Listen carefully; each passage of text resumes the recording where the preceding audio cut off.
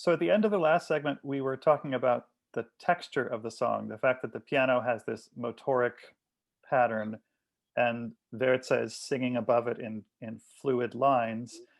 One thing that's interesting about this song is that there's really very few expression markings at all. So you have a tougher job.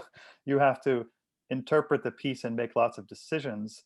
I wonder if you could tell me how you decided how quickly or slowly to perform it. What was that process like, and how did you end up with the result that you did? Nicole, do you want to Yeah, start? I can start. Well, I think the issue of tempo was one of the first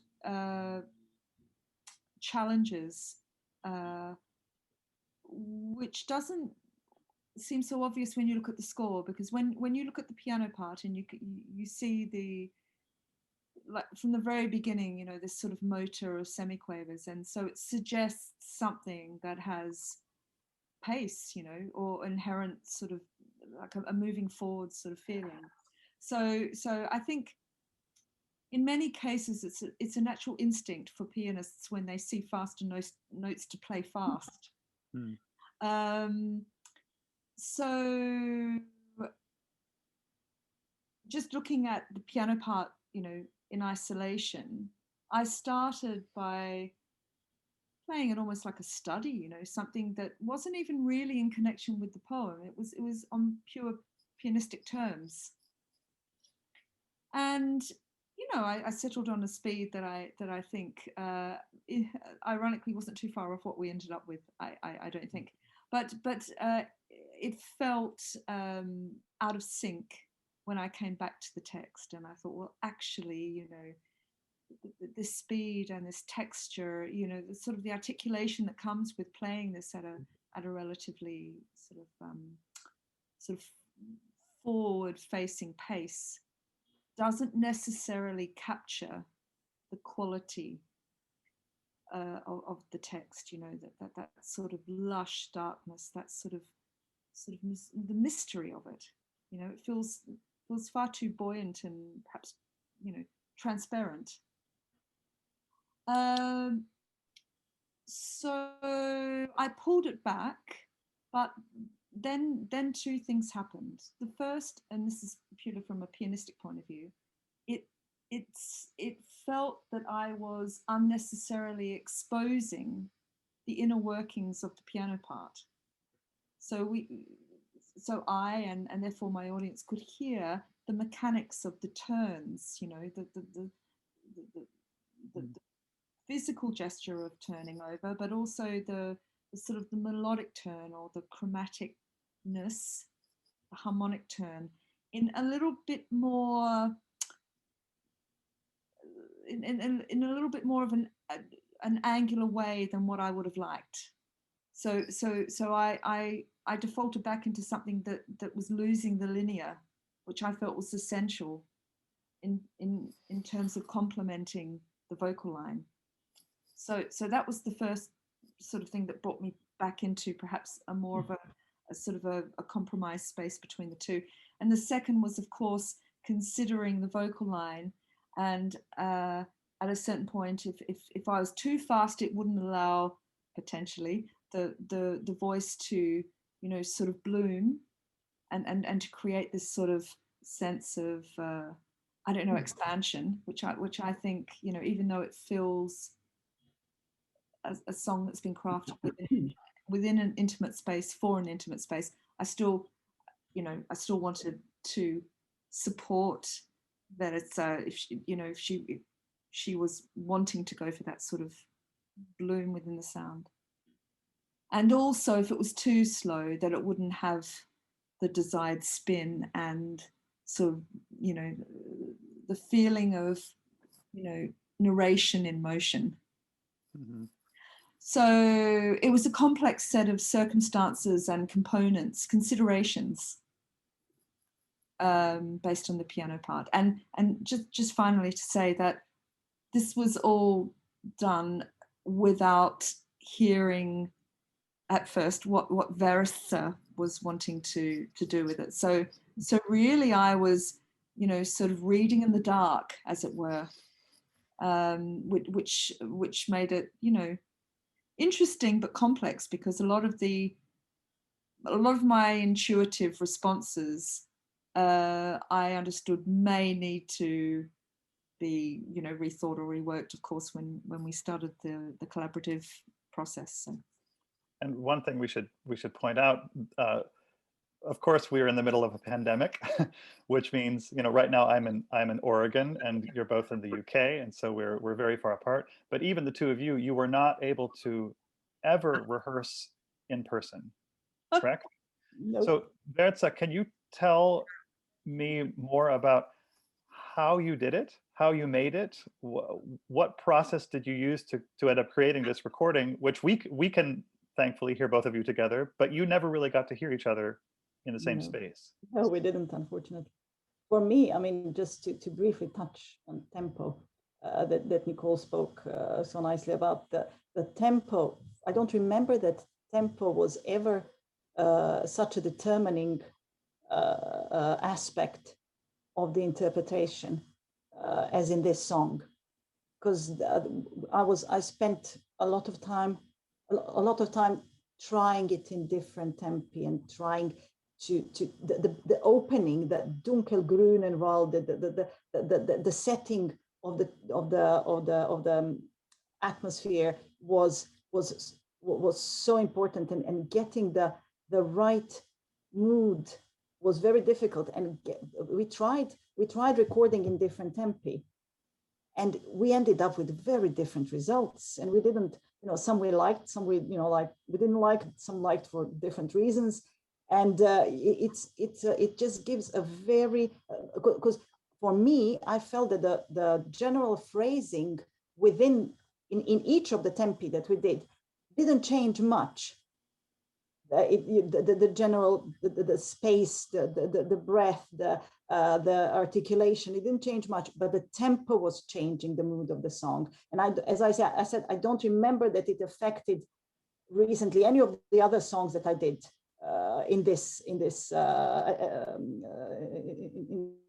amount.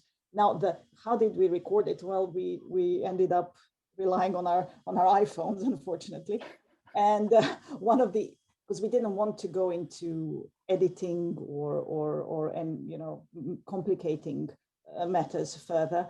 We just recorded it on a cappella, and ended up sending each other masses of recordings, you know, and takes to try different tempi, to try the phrasing, simply to see where we can take. And I mean, incidentally, both Nicole and I were involved in the online event where a number of performers were discussing the limitations of recording. So we will just echo what they said in terms of restraints of not being able to work in real time, and not being able to follow instinctively each other and give space and push forward as we would normally do in a room. So it's first, it's limiting. Second, it's terribly time consuming, much more time consuming than it would be if we had a chance to just meet and go through the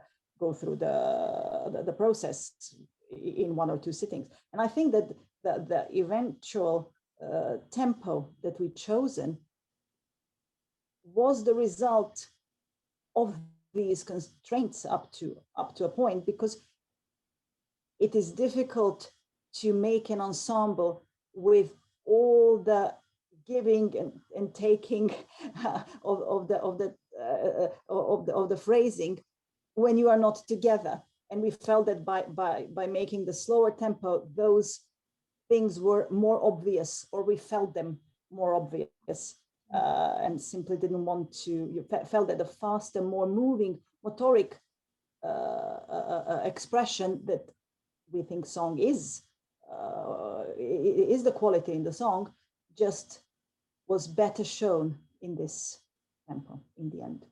And it occurs to me that as you say, that the tempo choice you made was a product of the constraints that you were under.